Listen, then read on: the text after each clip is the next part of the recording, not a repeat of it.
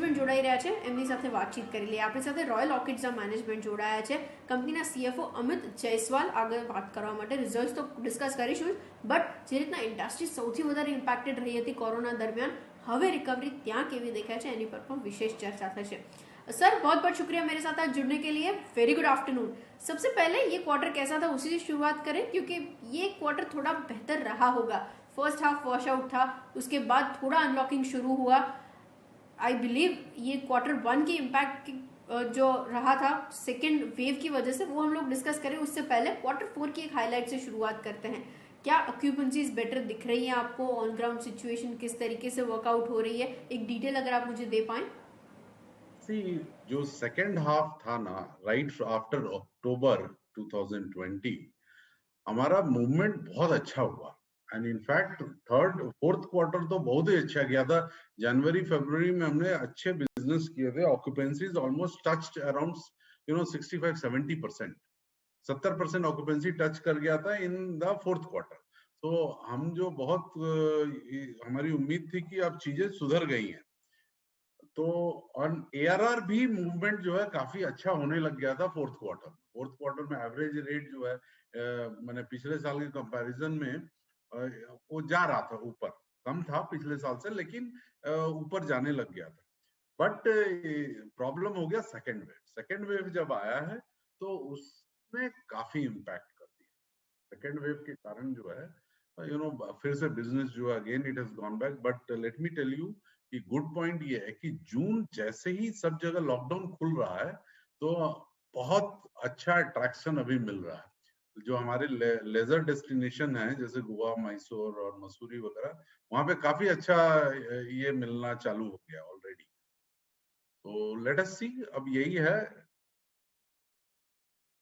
और fourth quarter का हमारा अगर आपने फाइनेंशियल रिजल्ट देखा होगा तो हमने जो कॉस्ट पे काम किया पिछले एक साल में, कॉस्ट पे हमने काफी काम किया, जिसके कारण हमारा कॉस्ट बहुत कम हो गया, जिसका बेनिफिट आगे जाकर के हमको मिलेगा. जब हमारा रेवेन्यूज रीइंस्टेट होगा तो हमें उसका जो है बेनिफिट मिलेगा और प्रॉफिट मार्जिन जो है ऊपर जाएगा.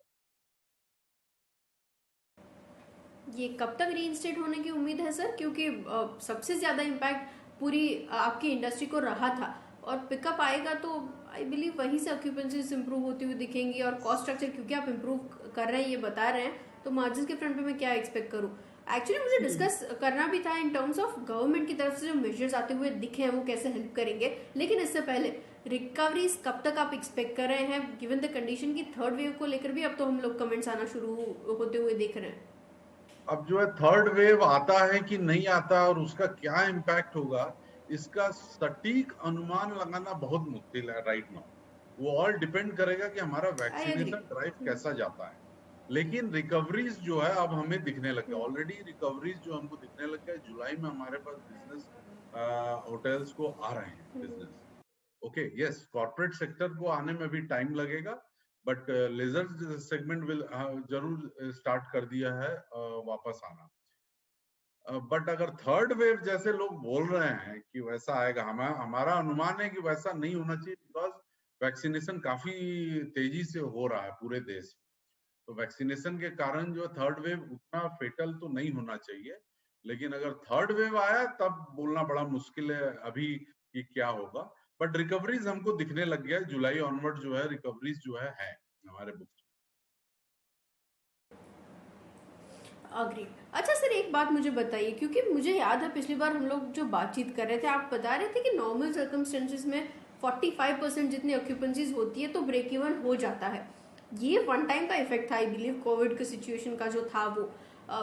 इस साल के लिए किस तरीके से एवरेज रहा था, क्योंकि ये साल हम लोग क्लोज डाउन भी कर रहे हैं. एक स्नैपशॉट अगर आप मुझे दे पाए, और साथ ही अगर हम लोग ये चीजें डिस्कस कर रहे हैं, कॉस्ट स्ट्रक्चर तो आपका बेटर हो रहा है. मैं कुछ रिपोर्ट्स पढ़ रही थी, FY22 में इतना बाउंस बैक की उम्मीद की जा रही है कि आपका जो ओवरऑल यहाँ से स्ट्रक्चर है उसमें एक बेहतरीन इंप्रूवमेंट होगा ओवरऑल इंडस्ट्री के लिए रादर. और हम लोग जो ओवरऑल रेवेन्यूज जो पर अक्वायर्ड रूम है उसकी उम्मीद कर रहे हैं, वो भी तकरीबन 150% बढ़ सकता है. ये मैं रिपोर्ट्स में पढ़ रही थी. कितना रियलिस्टिक ही आप टारगेट देख रहे हैं, क्योंकि ऑन ग्राउंड सिचुएशन तो आपसे बेहतर और कोई नहीं बता पाएगा. अगर आप हमारा लास्ट ईयर का फाइनेंशियल देखिए तो इवन लास्ट ईयर में ईयर एंड में हमने ब्रेक इवन किया था। 45% हमारी ऑक्यूपेंसी थी। हमारा जो ईयर एंड का फिगर अगर आप देखें तो हमारा जो मैंने ऑपरेशन प्रॉफिट आ गया था। ऑपरेशनल प्रॉफिट 1,87,00,000 हमने बुक किया। ठीक है, अब बचा कि अब आगे क्या होगा। तो अब हमने क्या प्लान किया है कि हम अपने कॉस्ट को कंट्रोल में रखेंगे, इररेस्पेक्टिव ऑफ बाउंस बैक। अगर बिजनेस का बाउंस बैक होने के बावजूद जो है हम कॉस्ट को अपने कंट्रोल में रखेंगे, जिसके कारण क्या होगा कि अगर इंडस्ट्री बाउंस बैक करती है तो हमारा मार्जिन काफी बेहतर होगा FY 2022 में। अब डिपेंड करता है कि जो इंडस्ट्री के जो स्टॉलवर्ड्स हैं और हम लोग जो डिस्कस कर रहे हैं कि जब भी इंडस्ट्री खुलेगी तो बहुत बढ़िया ट्रैक्शन आएगा। लेकिन अब ये थर्ड वेव को प्रेडिक्ट करना बहुत ही मुश्किल है। राइट नाउ तो बहुत ही मुश्किल है। अगर हम लोग अगला 2 महीना में वैक्सीनेशन ड्राइव अच्छी तरह से कंट्रोल कर लेते तो थर्ड वेव आएगा भी तो उसका इम्पैक्ट बहुत कम होगा। लेकिन अगर वैक्सीनेशन में गड़बड़ी होता है तो थर्ड वेव अगर अक्टूबर में आता है तो डेफिनेटली उसका जो थर्ड क्वार्टर में इम्पैक्ट हो जाएगा। ठीक, ये बात जरूर है कि 1 महीना के बाद it will again we will bounce back. But जो है जो इंडस्ट्री के लोग बात कर रहे हैं 150% का जो ग्रोथ वगैरह, ये ऑल डिपेंड करता है कि थर्ड वेव कितना इम्पैक्टेड होता है। ओके। और फॉरवर्ड बुकिंग्स आप किस तरीके से देख रहे हैं? क्योंकि मैं तो जितनी भी ये इंडस्ट्री के प्लेयर से बातचीत कर रही हूँ वो बता रहे हैं कि डिमांड बहुत बेहतरीन है और नेक्स्ट 6 to 12 मंथ्स तो ऑलमोस्ट बुकिंग सारे फुल होते हुए जा रहे हैं, गिवन द कंडीशन कि कोरोना की सिचुएशन है डिस्पाइट। और एक चीज मुझे और भी समझनी थी इन टर्म्स ऑफ जो कॉन्टैक्ट इंटेंसिव सेक्टर्स हैं उसके लिए जो गवर्नमेंट ने मेजर्स लिए हैं उसके बेनिफिट्स आप कितने यील्ड होते हुए देख रहे हैं? क्योंकि ये कैलकुलेशन कुछ इतना एनालिस्ट ने किया नहीं है कि क्या बेनिफिट होगा। ये रियलिटी अगर आप मुझे बता पाए। सी, अब जो फॉरवर्ड बुकिंग की बात करें तो हमारा जितना लेजर डेस्टिनेशन है हमें पूरा यकीन है कि सब 90% ऑक्यूपेंसी करेगा जितने लेजर होटल। बिकॉज अब अभी आप गोवा में अगर बुक करें दिसंबर में तो हमारा 14,000 का रेट है। ओके, तो हमको लेजर डेस्टिनेशन की कोई चिंता नहीं है। बिजनेस होटल जो बड़े होटल हैं, जैसे हमारा बैंगलोर का 200 कमरे का होटल है, अभी मैं पुणे में बैठा हूँ, पुणे का 130 कमरे का होटल है। बिजनेस होटल में जब तक कॉर्पोरेट नहीं खुलेगा तब तक रेट नहीं मिल रहा है। बुकिंग तो आ जाएंगे, हमको भी उम्मीद है कि इस साल भी हम 60% की ऑक्यूपेंसी कर लेंगे, लेकिन रेट का गेम तभी मिलेगा जब कॉर्पोरेट ट्रैवल शुरू होता है।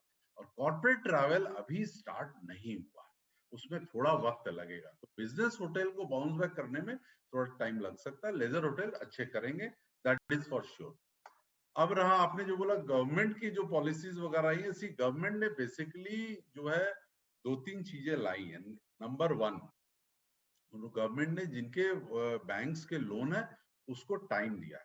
तो बैंक के लोन में टाइम से हमको प्रॉफिट मार्जिन में कोई खास फर्क नहीं पड़ता।